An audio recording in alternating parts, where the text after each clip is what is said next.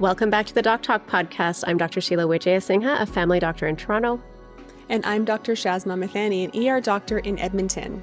So we're continuing our parallel season recapping The Pitt. Each episode of the show represents 1 hour in an emergency room shift. And today we're covering episodes 4 and 5, 10 a.m. and 11 a.m. as we get ready for season 2 that's dropping this January. So these 2 episodes, Sheila, really showcase a mix of chaos, humor, and heartbreak that really makes the ER what it is.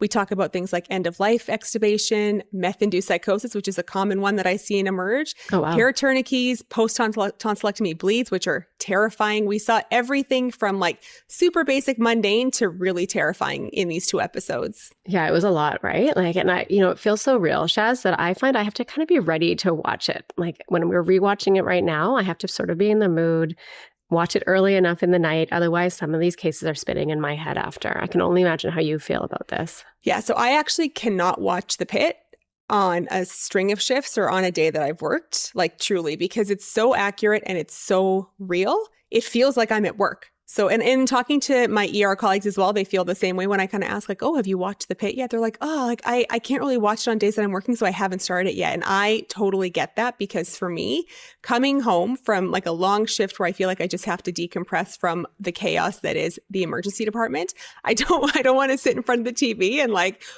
feel like I'm back at work. So I really have to like time when I'm watching these episodes, especially rewatching them now and taking notes as we get ready for these podcast episodes. It's been it has to be a very deliberate choice on when I watch these episodes. No, I hear that. So I love the start of episode 4, Shaz, because we open with humor, which I know we've talked about how we need a little bit of humor to add a bit of levity to the stress of our day and the chaos of our shifts. And, it started with everybody ribbing each other about the stolen ambulance, which was such a big moment. And it was this moment where you're like kind of shocked and surprised the paramedic got hurt. And even in this moment, the social worker, Kiara, gets dragged into the betting pool of like who stole the ambulance. Yeah, this part and so like this is like a parallel theme that we see through a few episodes as we're finding out what happens to this ambulance. They like show footage of the news coverage of it, and then you get these little flashes between of all of these different healthcare workers. So like nurses, residents, doctors, paramedics, social workers, all like getting in on this security, everybody. yeah, like getting in on this betting pool. And for me, that really highlights just how much of a family it feels like when we're in the emergency department. And I truly feel that way working there, because it feels like we're all part of the same team and the same family. We know each other really well. We're often, bonding over really challenging cases, and they're on Christmas, like they're on holidays together, because that's what life as a shift worker is like. And so seeing this kind of parallel theme throughout of this bonding that happens with healthcare workers in this Emerge family is pretty neat to see. So as we always do with our recap episodes of The Pitt, we're going to start by diving into the cases that we saw and which ones really resonated with us. And so with episode 4, there were some really big cases that we got to see. And first off, the most powerful case for me was the end-of-life extubation, or the withdrawal of the breathing tube, for that family that was struggling quite a bit in previous episodes around do they or don't they, not in line with their dad's wishes. And so, Robbie reframes the family's decision with so much compassion in this moment, and that's what really struck me. And he says, just to be clear, your father's dying, and you're choosing to allow it to occur naturally rather than subjecting him to a torturous amount of procedures, which would only delay the inevitable. Shaz, in the Emerge, are you doing these sorts of extubations and removal of the tube? Yeah, not that uncommonly. And I have to agree, I really like the way Robbie's character framed this for the family, to really frame it in a positive light, because I agree. This is, when it's somebody's time to go, using extreme measures to hold them on for longer than they want to, or than is right for them, is actually a really difficult thing to see as an ER doctor. And so often, the way that these situations work in the Emerge is that we may have somebody come in who don't have their personal directive or goals of care with them. So here we call it a green sleeve, because it's literally a green sleeve that their goals of care are in. And it says on the very front page what level of care they wish to have, and it's been signed and dated. And so when somebody's coming in from a nursing home, for example, paramedics will always look for that green sleeve and grab it and bring it along. Oftentimes it is documented in their charts if they've been seen here before, But there are some situations where we don't know somebody's wishes before or when they come in. And so if they are critically ill, we intervene, assuming that they are a full resuscitation, like what's called an R1 goals of care, and then later learn their wishes, whether it's a family member that comes, or if we talked about this last episode, family members come and then have the discussion in the emerge because it's not something they've talked to their family about. And then once those goals of care are adjusted to what feels right for the family or what's been made known by the patient, then we will withdraw care in the ER. And so this doesn't happen all the time, but it's certainly, it happens often enough that we are well versed in it. Wow, there's so many feelings around this sorts of situation, Shaz. I can only imagine what that feels like when you're experiencing, and for your team as well, to support a family through this. It's really hard. And this on the screen, they really wove in a beautiful piece around spirituality as well. And Dr. Robbie reflected on a Hawaiian prayer, the Ho'oponopono prayer. And it's a way that you sort of say goodbye to your loved one. And he said there's 4 things that you say: I love you, thank you, I forgive you, and please forgive me. And that was just like a really beautiful, simple way. And actually, I kind of took notes when he said that because I felt like that could be a really nice thing that we could also incorporate. That's the first time I've heard of it. And I love that so much. Yeah, I love that too. And it's certainly the thing that I like the most about this case is that it really illustrates the compassion that we show to our patients in the ER. These are challenging cases, and it is really true that we focus on comfort and really trying to make the patient as comfortable as possible. These withdrawals of care, as was illustrated in this shift as well, they're not quick. They can take sometimes minutes, hours, or days, depending on how sick the patient was before. And so typically what we do is when we initiate withdrawal of care in the ER, we will immediately get our, family medicine colleagues or internal medicine colleagues or palliative care colleagues involved so that they can be moved out of the ER as quickly as possible in a much more calm and comfortable environment, not only for the patient, but for the family members at the bedside too. That's so important. We move on to a bit of comic relief. Another moment of comic relief that was next was that cockroach in the ear canal. And I've seen bugs in the ear canal, but that was big. Yeah, this one made me laugh because there is no way, yes, bugs in the ear are real. There is absolutely no way that a cockroach would fit in a human ear canal. It is way too big. But we do see often we'll see mosquitoes. We'll sometimes you can see ants. Ants. Yep. Yeah. Trying to think of other winged, because it's usually winged bugs that get into the ear. And so what we typically do in these situations is because the thing that is uncomfortable and really distressing to the patient is the moving and the buzzing that is occurring because it's right where they hear, right? And so that is very distressing. When I have seen this in the past, and it does happen relatively commonly, people come in completely panicked and freaking out. And I get it, because if I had a bug in my ear, that is absolutely how I would respond in that situation. 100%. So what we do in terms of how to treat it is we actually try to paralyze or immobilize the bug first. So either by putting mineral oil drops in the ear canal, because then it's too viscous for the bug to move through, or putting in lidocaine, because the lidocaine will paralyze the bug. And the first thing that's important there is that then that decreases the distress of the patient so that they are more cooperative for us to be able to get the bug out. And so we can either do that by irrigating, so just flushing it with saline, or using an instrument to pull out the bug. That's what you're saying. I remember Langdon in that moment saying there's an arthropod in the EAC, the external auditory canal, so the EAC. And I was just oh, okay. Because they're kind of keeping it. It was just it's my worst nightmare. Cringe, right? There are a few things that are cringeworthy for me. I think every emerge doc has different things that make them feel give them the heebie-jeebies. For me, it is eyes. So things in and around the eyes, which is hilarious because I work at the eye center for our city. Bugs in any places. I just anything that's creepy, crawly on or in a body, hard no. I hate it. I do it. I provide the care, but it's that's what makes me gross. Yeah. And then bones. So when there are bones very sticking out of bodies, obvious deformities. Oh yes, when a limb doesn't look like it should be, not in its normal natural position, that one is also just kind of let's get that straightened out as quickly as possible. Yeah, I'm with you on that one. And sort of similar to that, the next case was around bony deformities that happen with a blunt chest trauma. And that was quite dramatic, where somebody comes in and they've broken some ribs and they have something called a flailed chest and a pneumothorax. I'd love you to explain that a little bit, Chaz, because this is something that you see. I remember seeing as a resident and medical student, and then air got under the skin so you could see the bubbles under his skin. Yes. And this is where Santos stepped up. Absolutely. So this was a really very realistic case, very well done. So we know that broken ribs, broken ribs are extremely painful. So sometimes they can just be unmoved or undisplaced where there's a crack there, but it's not moving. But if you can imagine, every time you breathe in and breathe out, your ribs move and your rib cage moves. So these are very, very painful. But in this situation, what ended up happening was that we have what's called a flail chest. So multiple rib fractures that kind of make this segment that where the chest wall moves in the opposite direction as the rest of the chest wall, which can be really dangerous for patients and need to be managed quite aggressively. And so this for me highlighted, we've talked about Santos before being a very assertive learner who understandably wants to get in there, wants to get in on cases. And, her and Langdon have had some interactions where he has been upset with her for not running things by her first, which is fair because as a junior resident, you should be running things by your senior resident or your staff first. And she is a bit cowboyish in the way that she approaches things, which we see kind of that theme throughout the rest of the season too.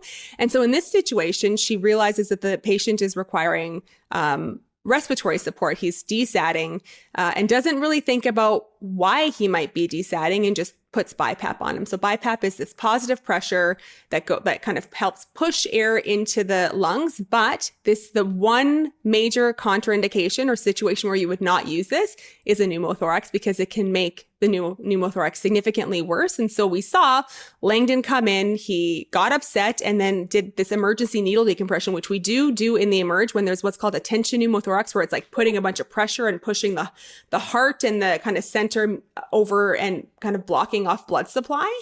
It can make a patient crash really quickly. And so the immediate thing to do is stick a needle in the chest to decompress all that air so that it's not pushing those organs over anymore. And that is exactly what we would do in real life.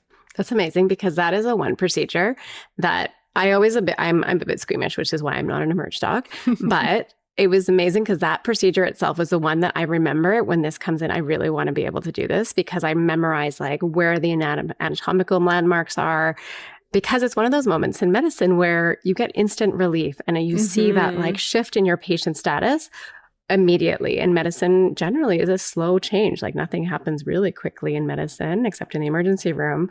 I mean, now as a family doctor, it's I get to syringe wax and stuff out of people's ears, and that's my immediate relief piece. But I remember as a medical student that was a procedure that I've always wanted to do, and because it was so impressive when it happened.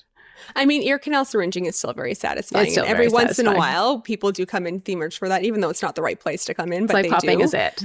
Yes, absolutely. Or doing abscesses. Abscess I love drainage. an abscess. Yes. I love a good abscess drainage. I get to do that in family medicine too. So super satisfying. That does not make me squeamish, but many people probably do feel a little squeamish. I mean, it's not my favorite thing, but we do those a lot in the ER. The other things that I noticed in this trauma was just how well run this was. We've talked about this before as recesses have come in. There's multiple things kind of happening at the same time with this trauma. So we had a bedside ultrasound that was being done called a fast exam, and that's looking for evidence of any blood or free fluid in the abdomen because that could be a potential indication to take someone straight to the operating room if they're unstable. So this is other than the BiPAP, the rest of everything is exactly how I would have managed this case in real life. Okay. And then came, Shaz, the Kraken, a patient who is in methamphetamine psychosis. And so, the nurses debate who's going to give the injection. There's a level of stress around that. They're all kind of betting who's going to take it. And Whittaker, our medical student, of course, gets stuck with it. And then got peed on. This is so classic. I mean, not the peed on part. We don't often get peed on in the ER, but we do often see patients get this agitated, often with methamphetamine-induced psychosis. And so they will typically require a few hands to help hold them down so we can do an intramuscular injection to help calm them down, with a sedative or an antipsychotic to help calm them down so they can kind of come out of this methamphetamine-induced psychosis where it's safe for them and safe for the people around them. So this is a very, very common occurrence that we see in the ER. Wow. And, it was interesting because Whittaker is being thrown into all these situations. And that, I imagine, is very much like what happens in the Emerge for your learners, is that you're just kind of like, come along, we're doing it. And you just kind of have to go with it. And the nurses are bringing him along. And again, we talked about that, how the nurses are such great teachers. But this moment was like a little bit of chaos that I think he just kind of was like wide-eyed and went right in. What is happening? What is going on? And then like one of the nurses says to him, congrats kids, you got your yellow wings, which is related to the urination that happened. And that was like perfection.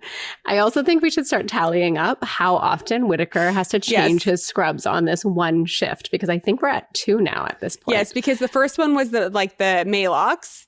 Right. Then this is the P. The next one is the P, and it's not over. There's still more. It's not over. And it's funny that you talk about the medical student piece, because I was just chatting with a friend this morning, a good friend of mine this morning, who's a medical student, and he was telling me how Pitt cases by some instructors are actually used for teaching for medical students to kind of set the stage and do discussions around. So that's like actually it's pretty neat. Like, it's so realistic that it's even being used by us as physicians for teaching cases. I can see that. It makes it much more interesting and relevant, right? Actually, I remember that from the ER days that we used to take cases from ER and talk about it, which also then just speaks to the authenticity of the show, that it's being used to teach future generations. It's really wonderful. Love it. So next up, we have this like really interesting case of an irritable 5-month-old with no obvious cause. And that's kind of scary when that comes in, I imagine. I know when we see that in the family practice space, like that's scary to us. And often we are sending into the Emerge if we can't figure out what's going on. Until the hair tourniquet, just around the hair. So it happened, and this happened to my daughter when she was about 3 months old. And we were able to figure it out at home, because I sort of was like, there's nothing else going on. What could this be? And then we started looking at her fingers. But that's a really interesting case that I think is a little bit of a PSA for parents with their little ones. Absolutely. So I called this one. I'm like, this is 100% a hair tourniquet, especially when they were like, yeah, her vitals are normal. We can't see anything. And then I'm like, oh, this is going to be a hair tourniquet. And then you see Mohan starting to take the socks off, and she finds it. So this was like so classic and a really good teaching moment for our parents that are listening, because yes, it's actually quite a common reason for babies to be inconsolable and irritable. And it is one of the things that we need to look for. You can look for it at home or in the ER. And we do keep bottles of Nair around exactly for this purpose. Wow. Right.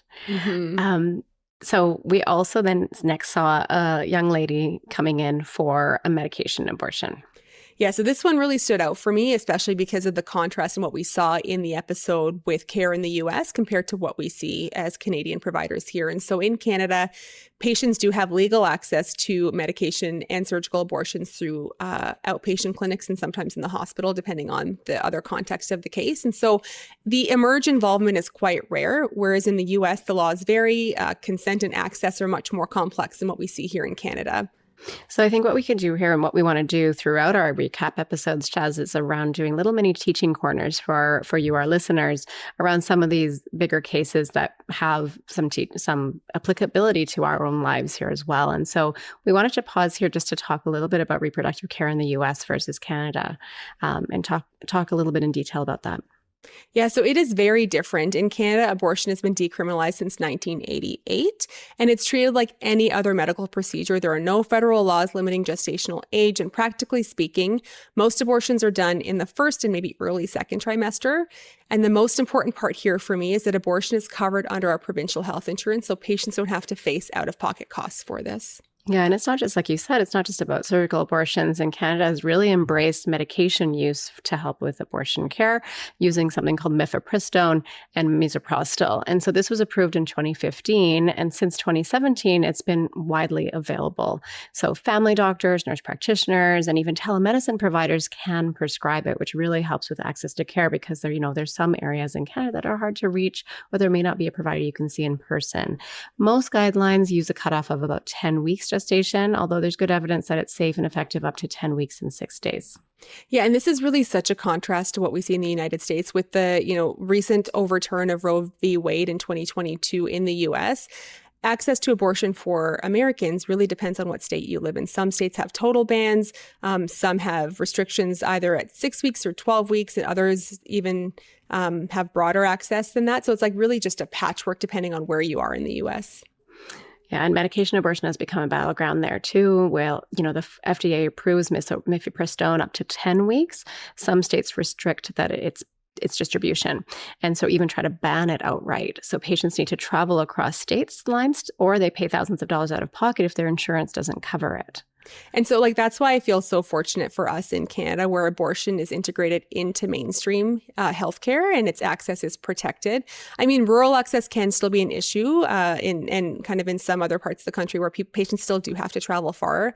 We have a very big geographical area in Canada, and so access rurally is challenging, not only just for abortion and care, but for all healthcare. Thankfully, there are virtual care options that are possible for medical abortions or medication abortions, whereas in the U.S., unfortunately, reproductive care is much more politicized, and patients and providers often face harassments and threats. Although we do see that here, but certainly not to the same degree as we do in the United States. So for our listeners in Canada, abortion is healthcare.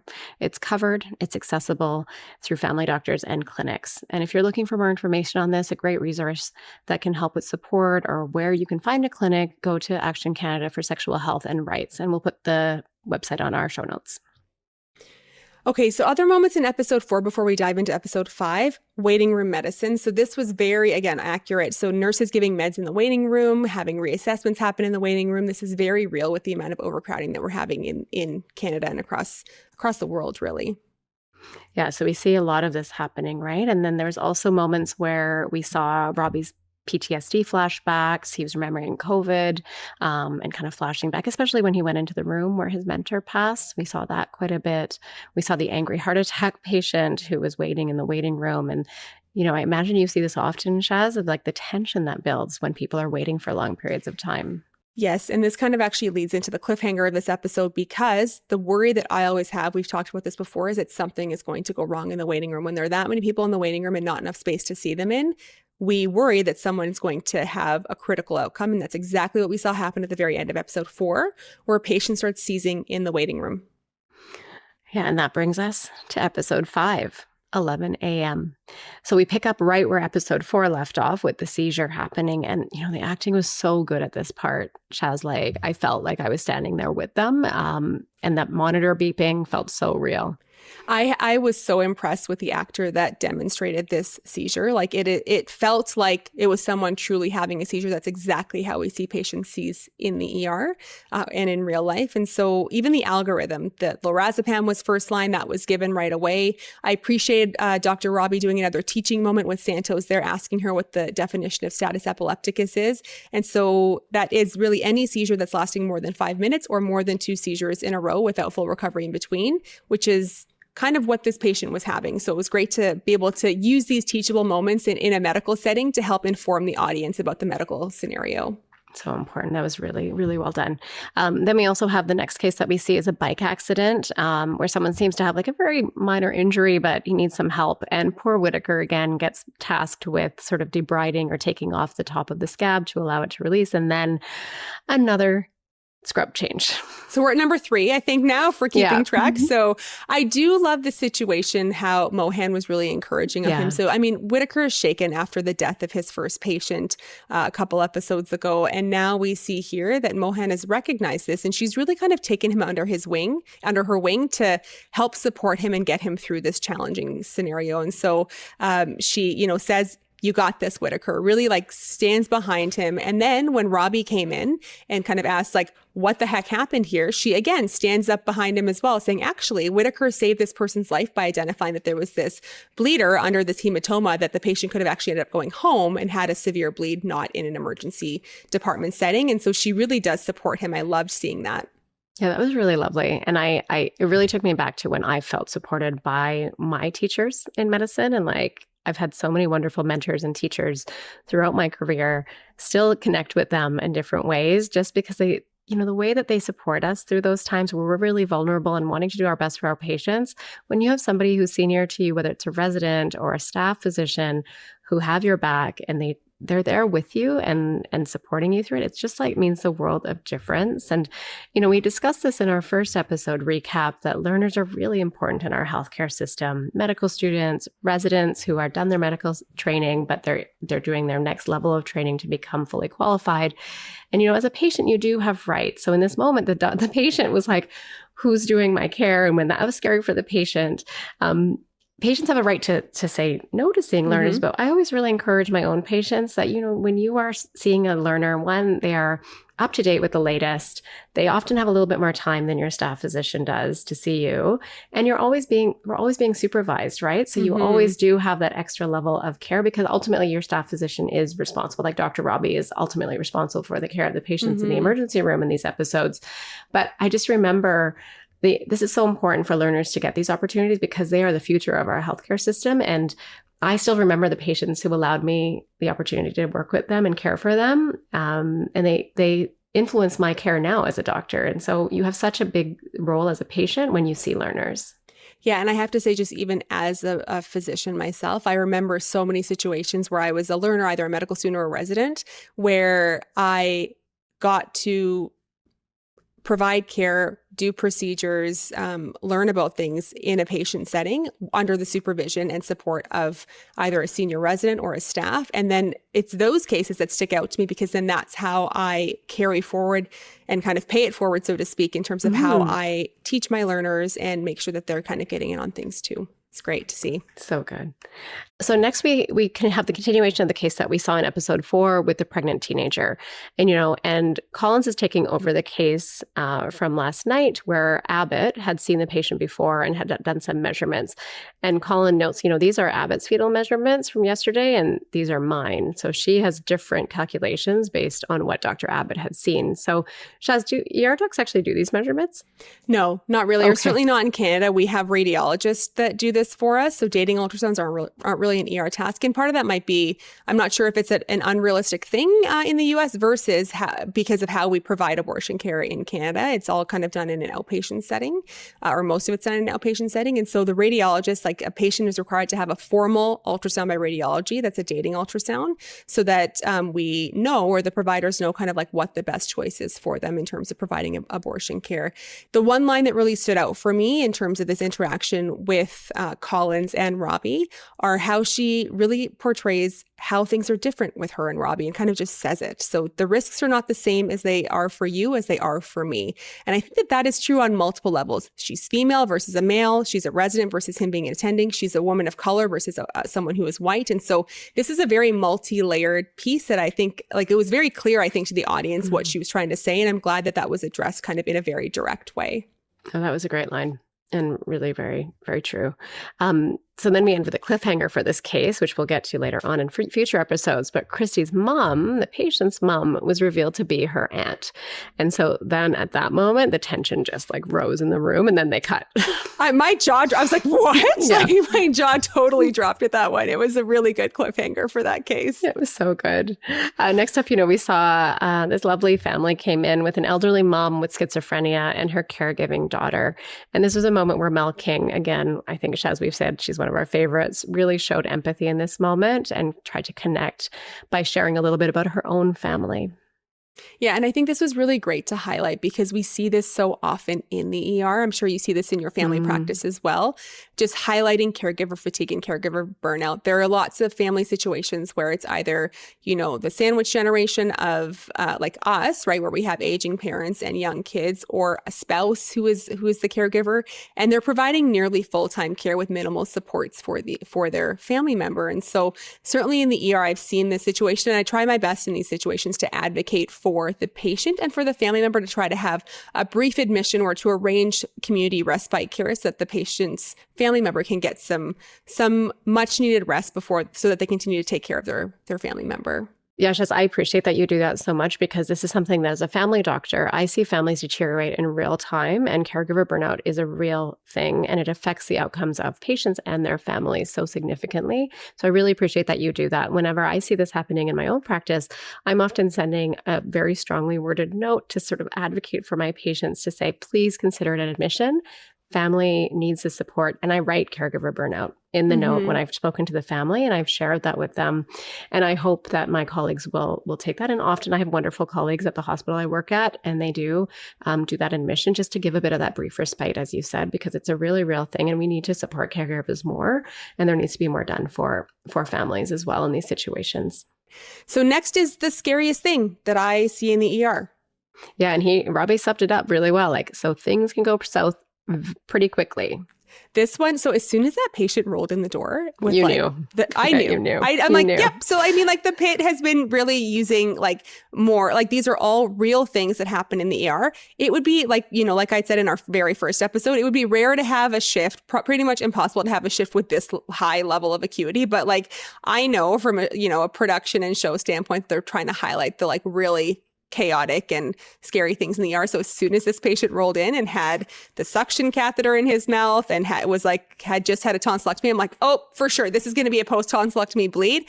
And there we have it. Like this was so true to life. These things can bleed like stink. They are so, so scary. And we're always so careful and like cognizant of them because they can bleed so quickly. And it's really hard to apply direct pressure to the back of the throat where the tonsils are. And so immediately Robbie called for nebulized TXA, or I can't remember if it was Robbie or Langdon, but called for nebulized TXA because TXA is like this pro-clotting. Tranexamic acid? Yeah, tranexamic acid. It's this pro-clotting medication that will help clots form. And so nebulizing it is kind of delivering it directly to that tonsillar bed that's raw and bleeding. So that was like a great first step to get going right away. Oh, wow. And then again, we have another scrub change for Whittaker because then he is covered in blood. So this is 4 now, right, Shaz? Mm-hmm. This is number 4 now because as he's like there, like everything is kind of chill and Whittaker is just there like caring for the patient. And then all of a sudden he like just spits a bunch of blood out onto him. And then, you know, as Whittaker has had to do many times, has to like yell for help to come into the room. Yeah, so scrub change number 4 for Whittaker. And I feel like this is actually a turning point for Whittaker as well because he managed this really well. He got help right away. And he also had a little bit of sass because he had tried to get this patient admitted up to the ear, nose, and throat team, to the surgical team, who said basically like, no, that surgery was done by a different hospital. We're not taking responsibility. So he says, can I cancel the Uber now? Because he was going to transfer the patient. He's like, how do I move this patient? So, and he said it to the surgeon, which again, there's a dynamic between surgeons and medical students. And he just like, you know, that was a really great moment for him as well, despite needing to change his scrubs again. Yeah. And then the one other thing that kind of stood out to me in this case is we saw a double setup again, right, where they had prepped the neck, but this time they did what's called a retrograde intubation. Now, this is a pretty old school procedure. We really don't do it a lot. I actually have never even seen one, but it is something that is like in the toolbox for airways when things get really bad. Oh, wow. So let's move on to the character development that we saw in these episodes. There's so many great moments where we learn more about the personal backstories of these workers here. So Mohan, we learned that her father died at the age of 13. And then McKay shares her own story with addiction when she's talking to this patient that we've seen kind of throughout the first few episodes that burned her hand. And McKay suspects that she's homeless. So you can see that she's trying to have this bonding moment with this patient to help her or try to convince her to open up to her so she can provide supports for her. Yeah, that was a big moment as well. And so I also love seeing like Robbie supporting his learners. He mentions to Langdon that he had written him a letter of recommendation, which I think teaching is a really big part of Robbie's life. And I also really saw, that, Mohan's been called slow-mo because she takes a lot of time with patients. And Collins actually compliments her for that and just said, keep doing you, Dr. Mohan, because that she saw the impact that it has in patients' lives. And it's very true. And I just thought that was like these nice moments where you start to see the relationship building happen. So let's wrap up with our kind of favorite segments of the week. Let's start with our line of the week. Sheila, what was your favorite line of the week? So one of my favorite moments was when McKay was speaking to Javadi and she said, you got to slow down, take a beat and listen instead of judging people. I thought that was really like strong. Yeah. And in that same scene, because that's where we saw that rapport that McKay had taken so much time to build up, completely just fall apart when Javadi, with good intentions, ended up offending the patient and she kind of rushed out. So in that same scene, we see her say, we got to try to at least put ourselves in their shoes. Listening and building trust make us better doctors and better people. That one really stuck with me. Oh, that's awesome. And who are your MVPs this week? So for me, I would say Mohan and her supporting of Whittaker with that I&D and that blood vessel squirting that we saw, and also just for advocating for that ongoing sickle cell case that we've seen throughout. Mine was Whittaker because of the number of bodily fluids that he had all over his body throughout these episodes with blood, pee, and then changing his scrubs, and then still learning through it all and kind of keeping his chin up when he had just gone through the loss of his first patient. And always Dr. Robbie just has such a wonderful way of teaching and reframing care decisions that both of them to me were stars this time. What was your most relatable moment? So there's this one scene where Robbie's kind of just walking through the hallway and talks about how he's on a stretch of shifts, and then talks about how, well, I actually have a stretch coming up, so maybe I'll get out of town. This is exactly how I talk about my ER shift schedule. It's like, oh, well, when someone's like, oh, that's like a really long stretch. Like, how are you working 3 or 4 days in a row? And I'm like, yeah, but I get to have like next week off. And so like, there's this way that we rationalize this as ER doctors that like you go through the pain to get the gain later. And that one really, really resonated with me. Yeah. For me, it was actually the quote that you shared earlier when Collins tells Robbie that, this is different for me. And I felt that many times as a medical student resident and even as a staff, that there's differences in how we're all treated in the healthcare system as providers. And just with that line, it was so layered in how she said it, and it really like stuck me. Yeah. What about the medical gold star? Who would you give that to this week? Yeah, listen, Shaz, I think we focus a lot like in gold stars around procedures and these moments where you're like doing actually like the crike or something like that. But for me, a medical gold star this week for these 2 episodes was really around the relationship building and how people were cared for, and where like Mel King, when she spoke and like really cared for that daughter with the caregiver burnout and just saw that patient and their family for what the struggles that they're experiencing at home. To me, that makes such a huge impact. And it's something that I see really often as a family doctor. For me, it was the care of the post-tonsillectomy bleed. So that nebulized TXA, the direct pressure that Langdon was able to get in, and then just the entire algorithm and the way that they approached that case was spot on. Perfectly done. So good, right? Okay, so what are we going to send our listeners home with this week for take-home messages? Listen, I think a big one for me was, again, that caregiver fatigue is real. We have to support families. We have to acknowledge it and take care of not only our patients, but the families who surround them.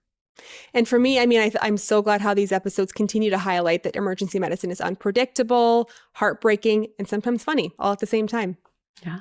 So episodes 4 and 5 of The Pitt showed us vulnerability, chaos, humanity, humility, and all sorts of things from end-of-life care to teen pregnancy to caregivers stretched thin. So coming up, we'll see whether Santos overcomes her struggles, how Mohan keeps growing, and whether Whittaker survives another shift without needing a 5th pair of scrubs. So see you in a couple of weeks for our next recap on episodes 6 and 7. A reminder that the Doc Talk is for general information purposes only. This podcast is not intended to replace medical advice from your doctor. While we are doctors, we are not your doctor. Always speak to your own healthcare provider for questions related to your personal health needs. Please be sure to follow us on social media at the Doc Talk Pod and send us your questions about the Pitt and everything else too. Can't wait to hear from you.